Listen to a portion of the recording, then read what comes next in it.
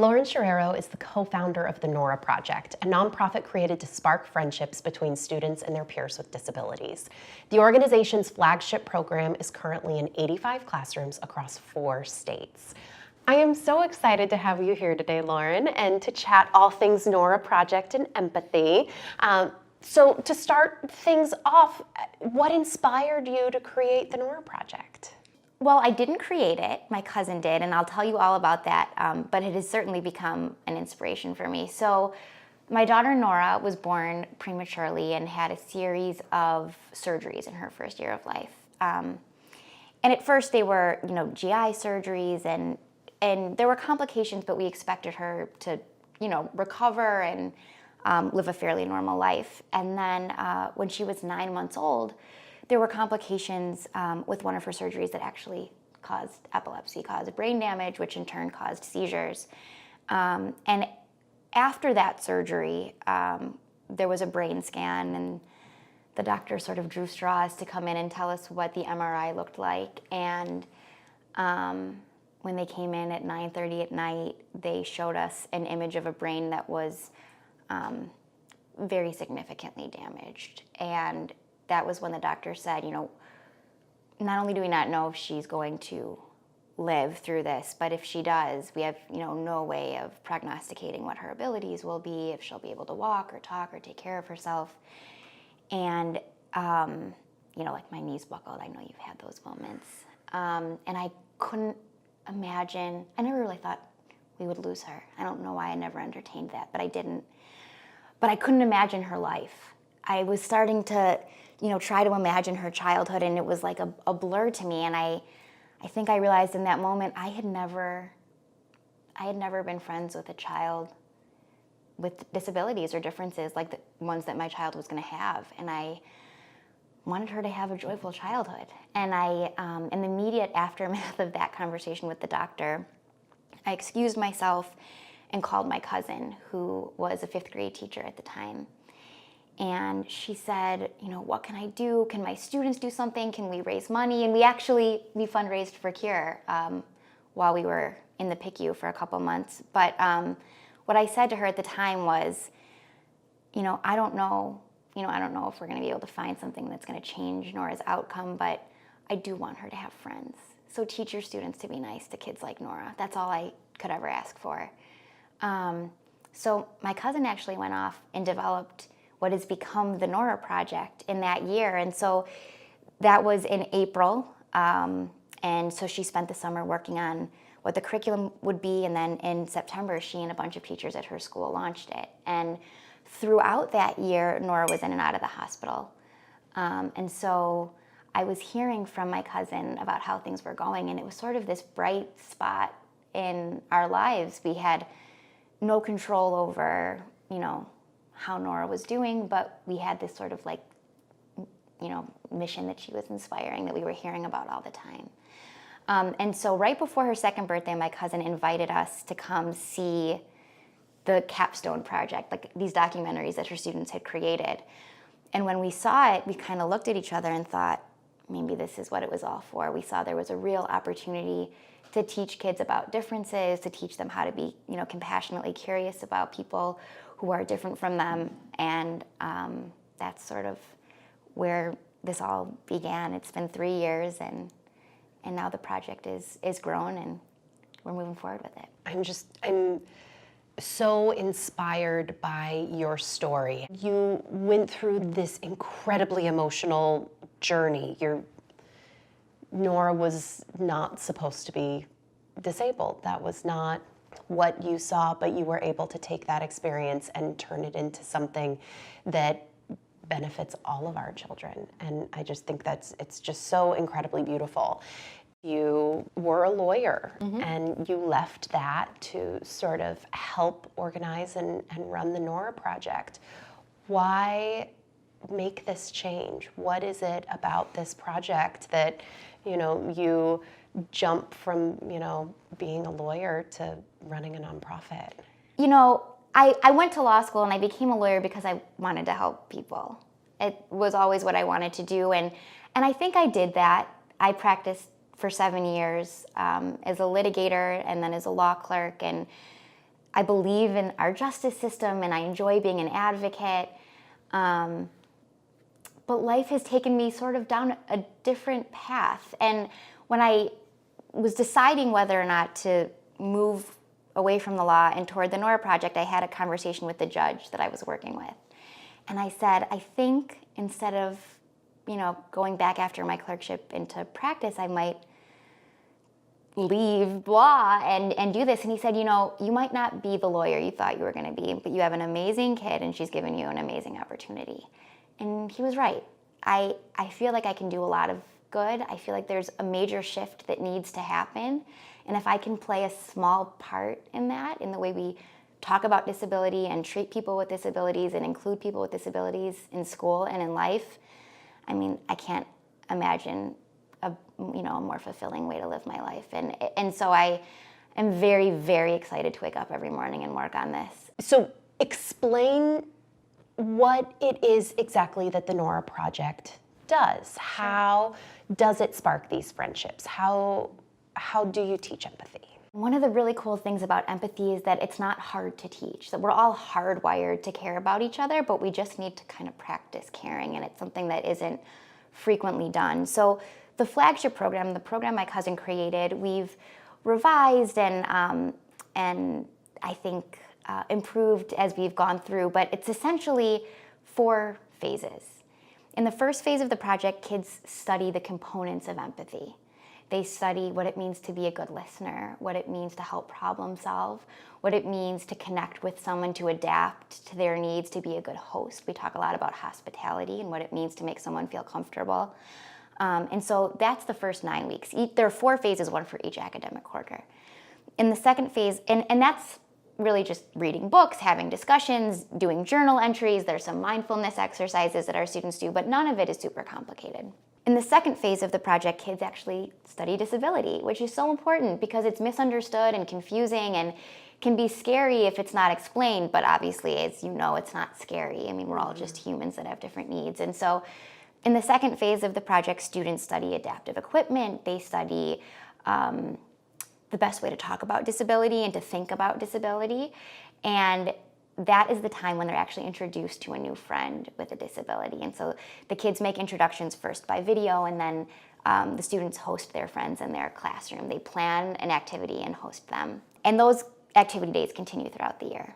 The third phase of the project is about storytelling. Because as you know, as you so beautifully have shared your story with the world, the way we connect and the way we really learn about each other and support each other is through our stories and who we are. And so we ask all of our students, including our Nora friends, if someone were to tell a story about you, what would it be? What are the defining moments in your lives? And they explore that in journal entries, and then they start to ask each other, tell me your story, and to really explore that with one another. And in the final phase of the project, they share their combined stories by creating documentaries about the friendships they've created. So empathy isn't something that there's a specific structure for to teach, but it's something that by being curious about another person, exploring that curiosity, wanting to connect and making connections, you cultivate. And that's really all it is. So it's simple, but it needs to be practiced. And so that's how we do it. That's our flagship program. Next year, we're going to be launching some exciting new empathy programs. But that is the program that's currently in our 85 classrooms right now. Disability is such a broad term, but how many kids in that classroom have a learning disability? Or maybe, they have a hearing aid, or there's certain things that maybe aren't as obvious a disability as perhaps are with your Nora or with my Adelaide, that these kids now also feel more comfortable sharing their own piece. So, absolutely. Beyond helping them to see a Nora or an Adelaide and not be afraid of them, not know how to ask appropriate questions and smile and just be their friend. Yeah. They also grow more comfortable with their own uniqueness. Absolutely. We have so many amazing stories about kids sharing their differences. We had a teacher tell us last year that she had a child who was fully included, fully mainstreamed in her class, who had an Asperger's diagnosis. And he had never shared with his peers that he had a disability. And during one of their Nora Project discussions, he raised his hand and he told his classmates very proudly about his diagnosis and use it as an opportunity to educate them. And it is great. We're empowering kids to feel proud of who they are, because they're, we're all different from one another, and we all have things that make us feel different. And if we can just share them and see that they're accepted, it's a good feeling. Absolutely. So what are the responses that you receive from the parents, both of the able-bodied and minded mainstream kids as well as the Nora friends? I mean, the responses have been really exciting. I think one of the most common responses we get from parents of typically developing students is that they've learned so much. I mean, we didn't get this kind of education when we were growing up. I didn't know how to approach a person with a disability and how to include them and how to modify play. And so many parents have been grateful that, they're learning through their kids how to, be kinder people and to approach people with differences and to include them. There's one little boy he was a 4-time Nora friend. He did the project for 4 years. And he was in the same school with his peers from kindergarten on, but he was, in and out of the gen ed classroom. And he had autism and had some behavioral stimming that he would do in order to calm himself in difficult situations. And at the beginning, before the Nora Project, he would sort of leave the room with an aide and she would calm him. And after the Nora Project, his classmates would say, "Sam, do you need a squeeze?" And they give him a squeeze, a nice firm squeeze to help him calm down. And he didn't have to leave the room to have his stimming behaviors. He could just be part of the class because the kids knew how to deal with it. And so what his mom said was just that, Sam had been included. Sam had been part of the community. But the Nora Project sort of brought it to a new level where he was just one of the kids, and the kids really got to know his needs and participate in his, success at school. So that felt great. That's amazing. Yeah. Oh, that's so great. So what would you tell a parent of, a typically able-bodied minded child who doesn't have access to the Nora Project yet? We'll get to that in a minute. But what do you tell those parents? How can they talk to their child? What do they tell their child? Yeah. How do you teach them to be open and kind and not afraid? Yeah, that's such a good question. And we're really working on parent resources because we know this is a quality that parents want to instill in their children. We do have some really great free resources on our website now, but I think the main piece of advice, if I could just tell a parent one thing, is allow your kids to be curious. Allow your kids to ask questions. There's nothing wrong with wondering why someone is different, because the answer will assure you that everything is okay. Why does Nora scream when she's happy? Because she's super excited and her body is filled with joy and she doesn't have words. And now it's not so annoying when she screams, right? Because you're so thrilled that she's filled with that much emotion. Cute She is cute. She is cute, but she screams loud. But so once her classmates understand, I went in and spoke with her classmates, and people have questions, and they're legitimate questions because it's not something you see every day. We do have a best practices in inclusion sort of pamphlet. So how to talk about disabilities using person-first language. People are not their disabilities. Their disabilities are just a part of who they are. So we always like to talk about a person and not about their diagnosis. So we have some lesson plans on that parents can go through with their children. We have a very simple sort of mnemonic device about how to adapt activities so that they can be, adapted to a child with any developmental level. So the example I always give is if you're doing a cutting activity, think about maybe helping a child tear so that they don't have to do something different, but they can still do the same sort of art project that the other kids are working on. So we have a whole guide on that on our website. And we also have a disability resource guide that has great videos about different diagnoses that you can share with your kids. And so, if there's a child in their class who has Down syndrome and you want to be able to explain it, you don't have to do a whole bunch of research. We have a bunch of great videos from the National Down Syndrome Society that you can watch. We have pictures of equipment and how it works, so how oxygen equipment works and how trachs work and G-tubes and central lines, so that parents can explain all of these things so their kids aren't nervous when they see them. So what is the ideal age range that you work with these programs? So we've been in 4th and 5th grade classrooms the last couple of years. This year, our 3rd year, we're piloting a 2nd and 3rd grade program and also a high school program.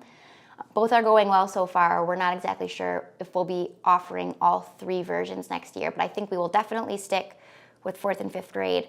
High school probably as well. 2nd and 3rd grade's a little young, but we think we have an alternative program that we might be able to offer. But there's no bad age to start talking about differences. And it can certainly be done in different ways at different ages. So tell me about the impact and the changes that you are seeing in the students that are going through the program. So that's been one of the most exciting things.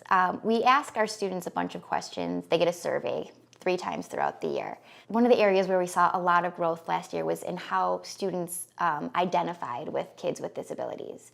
So we asked our students at the beginning of the year to rank on a Likert scale of, from strongly disagree to strongly agree, how they felt about this statement: I have things in common with my peers with disabilities. And at the beginning of the school year, before they had gotten any Nora Project instruction, they answered neutral. Like, we had a solid 3 response where they just really weren't sure either way. We asked them again about halfway through the program, but before they had met their Nora friend for the first time. And at that point, they were between neutral and agreeing with that statement that they had things in common. And when we asked them at the very end of the school year, after they had had a chance to really get to know their friend and create a documentary telling their story, they were between agree and strongly agree. So they really felt like they had a lot in common with their peers with disabilities. And that was really impressive movement for us. And we had that in a number of areas. Another question that we loved the data point on was, in 2012, Harvard asked 10,000 teenagers, what's more important to you, personal happiness and achievement, or caring for others? And 80% of respondents said their personal happiness and achievement was more important to them. And Harvard called it an empathy crisis and put out this great report about it. So we asked our students the same thing. And by the end of the school year, 80% of our students answered that caring for others was more important to them. Oh my gosh. So we had really flipped that statistic on its head, and we felt like we were onto something. We were showing kids that caring for others feels as good as, getting a good grade or excelling in your, swim team or whatever, that this is really what life is all about. And so I think it really sort of solidified for us that we're on the right track here with the work. Oh, that's so amazing. Thanks. What are your goals for the Nora Project? Where would you love to see it go? What are the outcomes that you would love to get out of it? Yeah. I mean, our vision is a world where people with disabilities are included in every aspect of life, where they live with dignity and are, part of their communities in an important, significant way. So I think everything that the Nora Project does from here on out will build to that at different stages of life. So we're focused on the next generation right now. We're focused on educating kids about how to be includers. And I think we'll continue to think of new programs that will help advance that goal. But where we see, we hope that the legacy of the Nora Project is just that people are saying hi to one another despite their differences, that they're asking questions, that they're, hiring people with disabilities, including people with disabilities, championing the causes that matter, like Medicaid and Social Security. And the people with disabilities live as full lives as they deserve. So how can people learn more about the Nora Project? You mentioned the website, and how can they explore, it's in 4 different states, so this is not just Illinois-centric. Right. How can they bring the Nora Project into their school?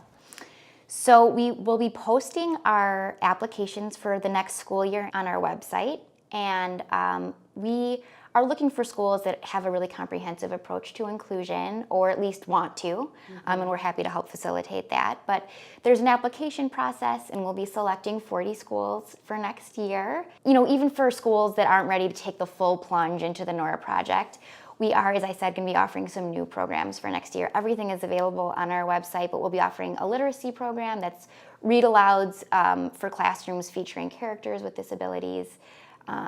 We're going to be offering a STEM program, Engineering a More Inclusive World, that isn't going to be quite as intensive, but will allow students to think about whether their school is inclusive and how to make it more inclusive. We have sort of 2 different focuses in terms of community engagement. So the first is to focus on organizations that are doing youth development. So we're trying to partner with Girl Scouts on creating an inclusion patch program, and we're working with the YMCA for inclusion programming and the JCC. So any organizations that are working on youth development, we want them to think about inclusion when they're thinking about their programming. At the same time, we're working with organizations that serve people with disabilities. So we've gotten an unbelievable amount of support from Misericordia, which has been so wonderful. They're obviously working primarily with adults with disabilities, but they also have play groups, and I've made a number of friends, and Nora has made friends through that. And they've just been supportive in terms of helping us think about what the future looks like for people with disabilities. We've also partnered with Best Buddies and other organizations that are similarly minded in terms of their inclusion focus and goals. So there's all different ways to engage the mission. So head to our website, www.thenoraproject.ngo. And are you on social media? We are, yes. We're on Facebook and Instagram and Twitter.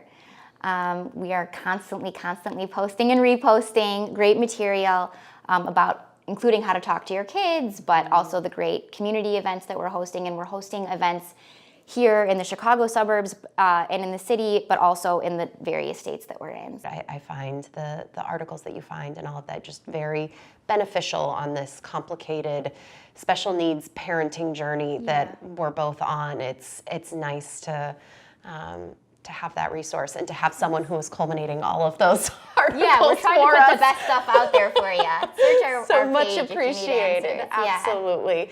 Thank you so much for coming out and for chatting and sharing the Nora Project and empathy.